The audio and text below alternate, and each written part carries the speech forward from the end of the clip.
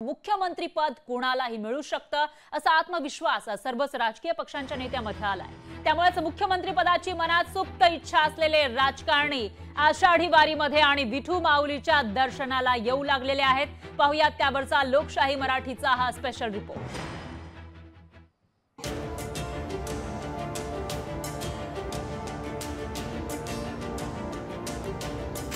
मुख्यमंत्री पदासाठी विठुरायाच्या चरणी फिल्डिंग। निवडणुकीच्या तोंडावर नेत्यांचं विठुरायाला साकडं।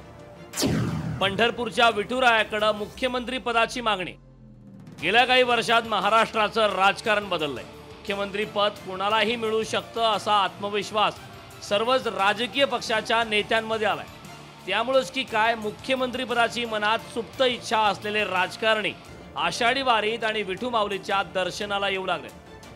राष्ट्रवादी शरद पवार पक्षाचे नेते राजेश टोपे यांच्यात ही मुख्यमंत्रीपदाची महत्त्वाकांक्षा आहे।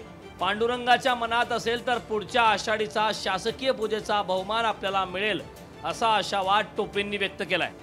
पांडुरंगाच्या चरणी प्रार्थना करेल की महाविकास आघाडीचाच मुख्यमंत्र्यांनी पुढच्या वर्षीच्या म्हणजे महाशिवरात्री आपल्या महापूजेला निश्चित प्रकारे यावं आषाढीला, अशी प्रार्थना विठ्ठलाच्या चरणी पांडुरंगाच्या चरणी मनाभावातून यावी।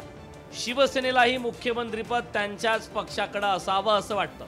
लोकसभेचा निकाल हा विधानसभेपेक्षा वेगळा लागो आणि पुढची 5 वर्षे एकनाथ शिंदेच मुख्यमंत्रीपदी राहो असं साकडं अब्दुल सत्तार यांनी पांडुरंगाला घातलं। या 90 दिवसामध्ये जी होणारी निवडणुकीमध्ये परत एकदा मी ज्या पवित्र गावामध्ये खरं म्हणजे पंढरपूरला आहे आणि या पंढरपूरमध्ये आम्ही विठ्ठल चरणी एकच प्रार्थना करू का पुढचे 5 वर्षासाठीही एकनाथ शिंदे साहेबच मुख्यमंत्री राहो, हे मागण्यासाठी खरं म्हणजे आमच्या मनाला समाधान त्याच वेळेस होईल।